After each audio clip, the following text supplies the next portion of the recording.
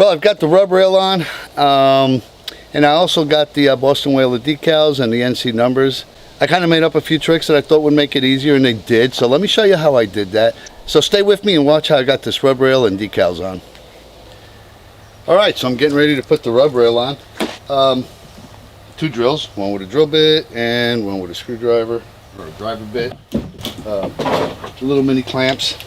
Actually not bad. I got these at Home Depot. I think they're like $2.50 a piece or something like that in a pack of 4. I've got number 10 by 3/4 silicone caulk, GE. No, it's not 3M 5200. Sorry if that offends you in any way.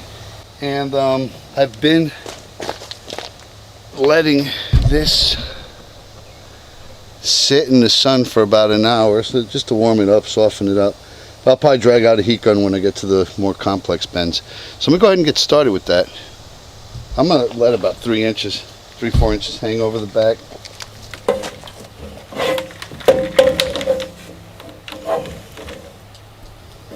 Boy, this stuff's hard as a rock. All right, I haven't gotten the heat gun out yet. I might be able to get by without it, at least for this part. But good Lord, this thing keeps the memory.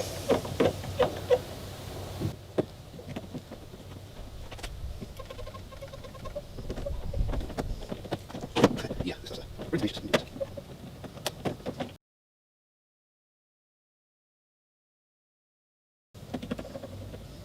I think I'm just getting started. Well, fine. Get started. Seems to be challenge here. Need a 4 from them. So I'm going to start it off with a number 10, and I'm not going to be happy until I get at least 6 or 8 screws in there.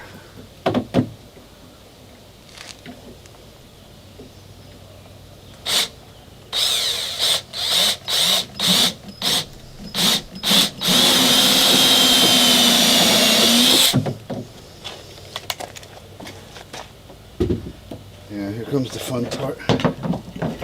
I've got this caulk in. I've actually cut the tip flush. I'm going to push it up against that hole.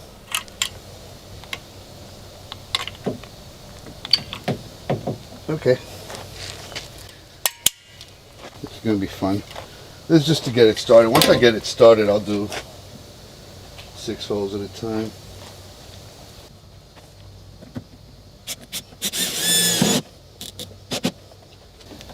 Now I'm going to mark off 6 inches.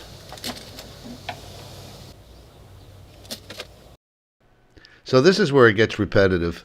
What you'll see me do here is mark it, drill it, caulk it, and then drive a screw in.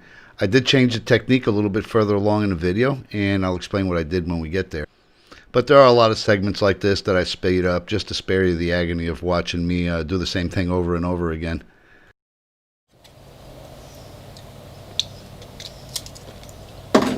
So have you heard or read that this rub rail is incredibly difficult to put on? Well, yeah, it is.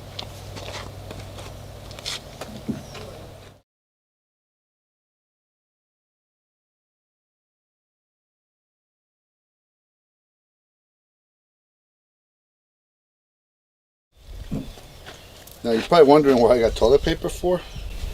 Is to clean up the excess, because this stuff gets everywhere, and if you use one sheet over and over again of paper towels, it just ends up smearing it everywhere.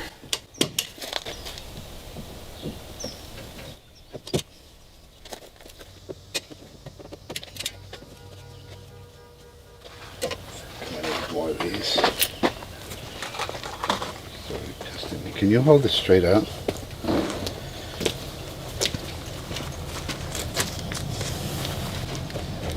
I know, you gotta kind of flex it. Is that good? Yeah.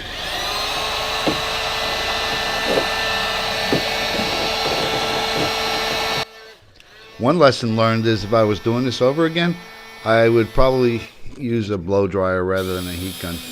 The heat gun gets really, really hot, and it can distort, bend, and even burn this railing. I got lucky on this side, but when we get to the other side, it gets a little more hairy.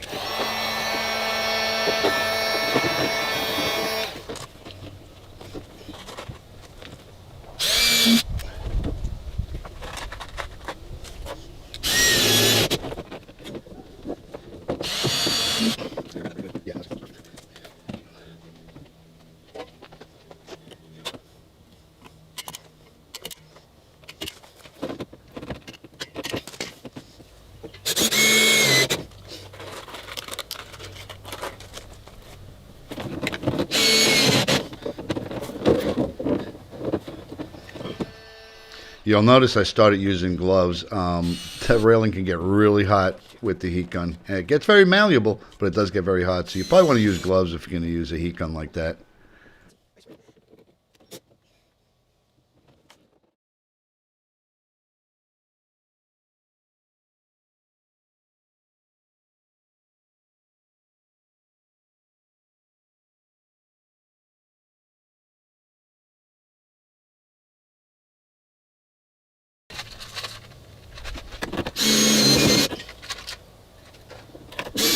We're gonna have to put, well, let me heat it up first.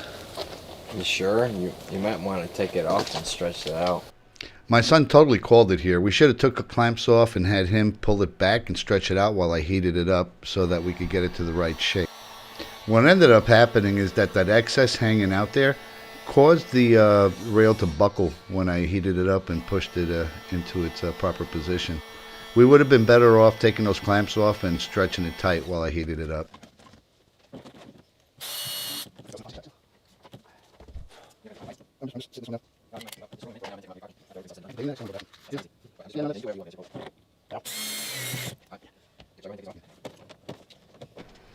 Here's the area where it buckled. You can see the bend in there going outwards. It took a lot of effort. I did get it straightened out, but even now there's still a little bit of a ding in there if you look at it or look for it hard enough.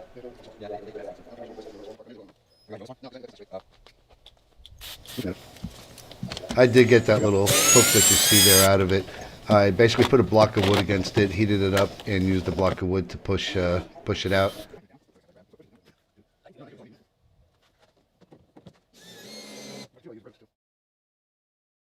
So a little bit more than halfway through, I did change the technique.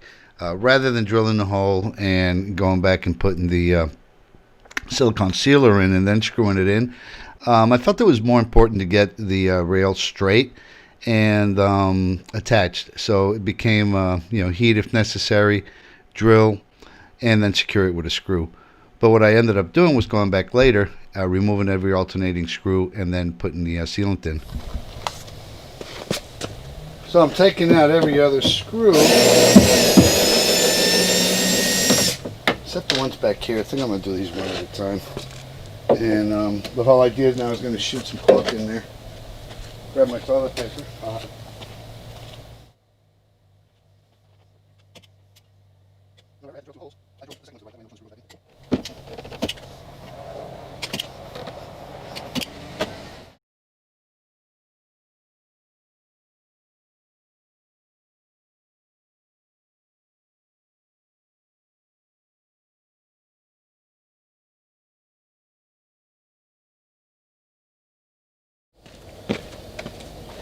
Alright, the masking tape is there to protect the finish more than anything else.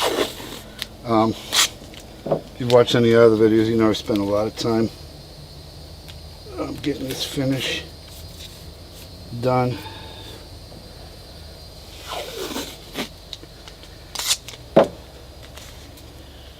And this whole purpose of this tape in life is to let me know if I'm doing something stupid with the saw. Because the tape will be the first one to suffer.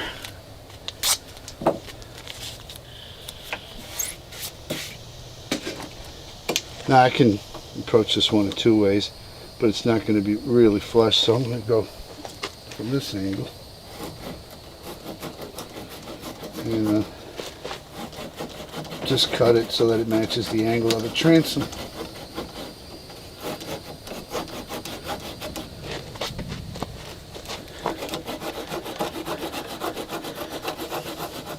Yes, this is the long way to do it. I'm okay with that. I'd rather take my time.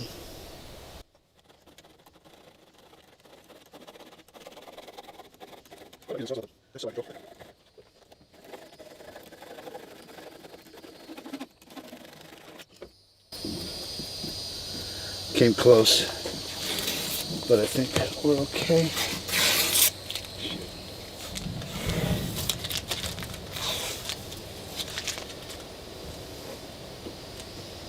Yeah, there was a little bit of rust and stuff on the blade, but that's actually pretty good. I'm happy with that.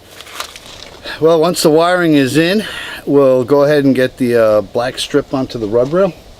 I'll cut them and wrap them around, attach them to the back with a grommet and a screw, and the rub rail will be done.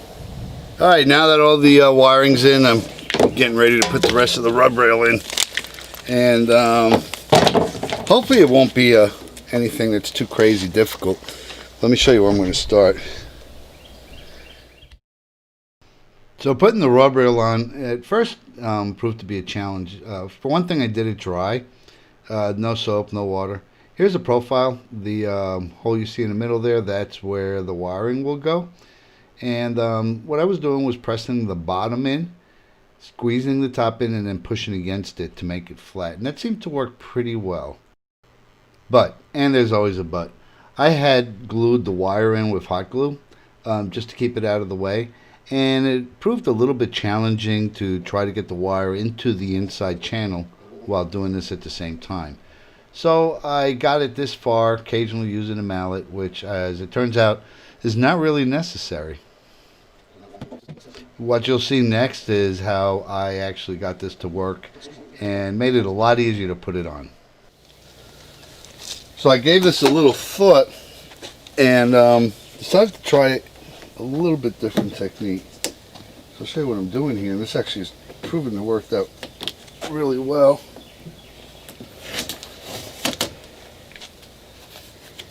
You know, first off, I'm spraying the whole thing with a mixture of Dawn, especially the channels of Dawn and water. Dawn's the miracle soap, works for everything.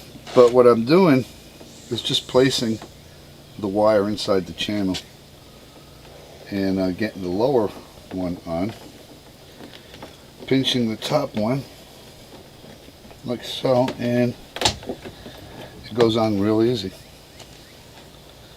This one might be a little bit more of a challenge because I got the stuff going through that bulkhead hole.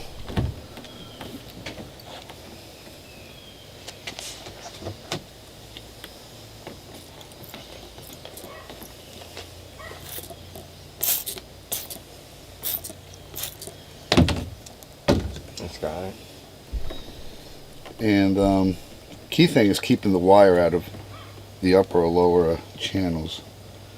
So that gluing it down that I did earlier probably really didn't help a whole hell of a lot. It actually may have hindered it. It actually did help some. Using the hot glue kept the wiring in place while I manipulated stuff around, and then I just pulled it off so that I could put it in the channel while I put the black piece of the strip on. Then pushing on it to expand it.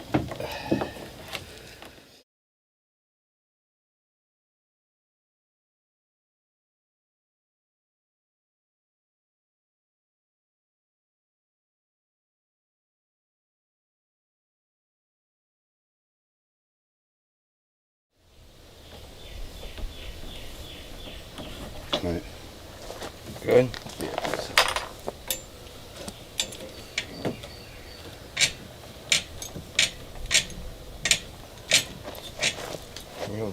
Loop me up some. Sorry. No, you're good. No, okay.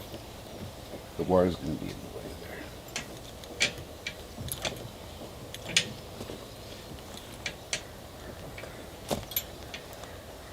I'm going to press up against it. Right. It goes a lot quicker once you get past the wire.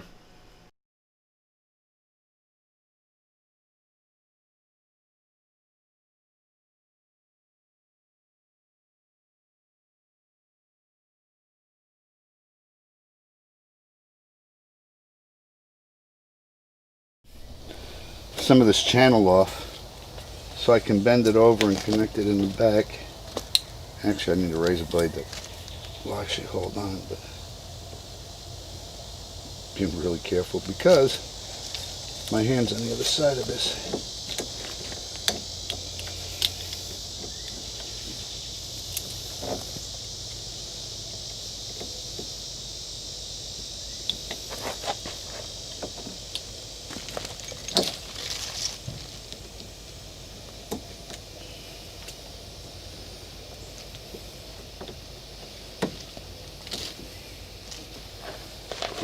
Got that. And what that'll do is allow it to lay flat when I secure it. But stuff's not easy.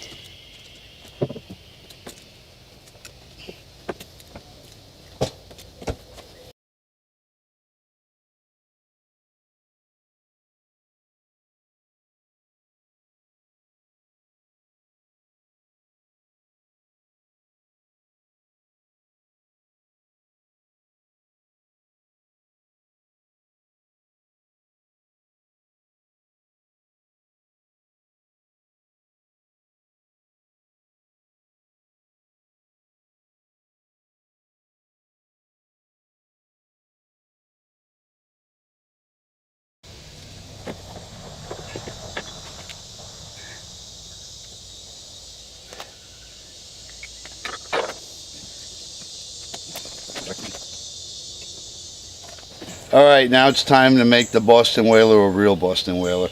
Got the rub rail on, and actually that's what I've been waiting for, but I've got the Boston Whaler stickers. So I want to go ahead and put them on. Looked it up on continuous wave, and what they're saying is the 14-inch decals should be 6 inches from the bottom of the rub rail. Again, I'm going to use my little yellow permanent marker. And that's actually the bottom of the rub rail. And the bottom of the sled should be, I'm just going to, yeah, so that is, it's a 1/2 inch difference.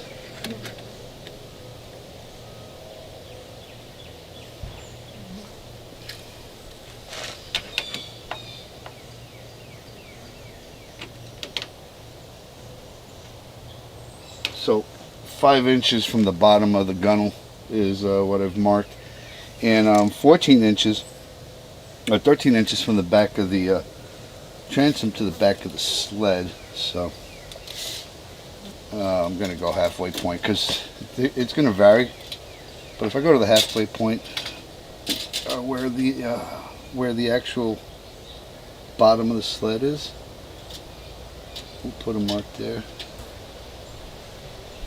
Alright, now I've already cleaned this off with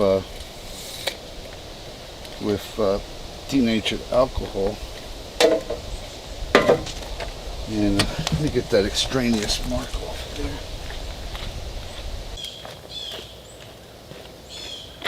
Change plan. Using that marker kind of scared me, so I'm going to tape this into place. We know when I say 6 inches, which is the equivalent of 5.5 inches. Right.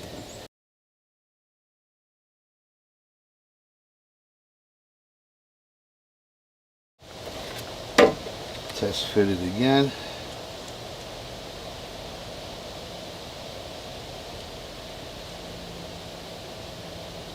Okay.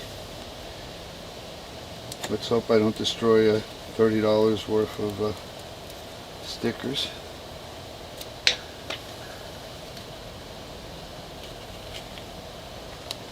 I'm going to stretch this tight.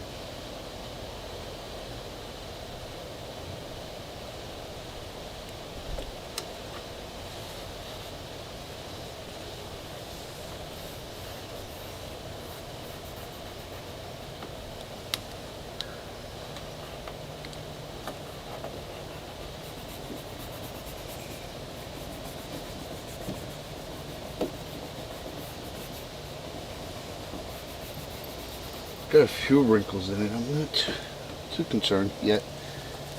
Let's go over with a credit card.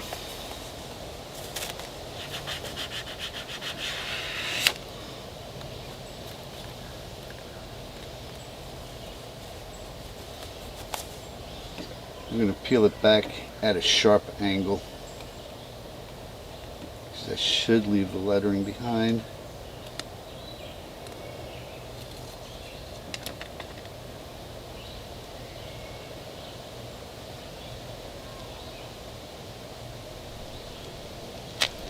There we go. It's a Boston Whaler. I'll get the other sides done. I also got the NC numbers done in the same angle, and Janice also marked those for it. So I'm going to go ahead and put this on as well.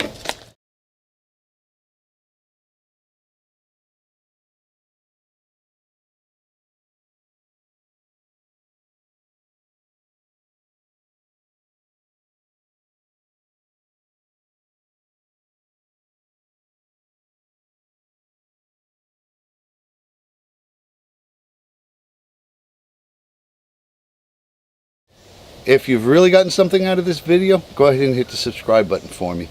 Thanks for watching.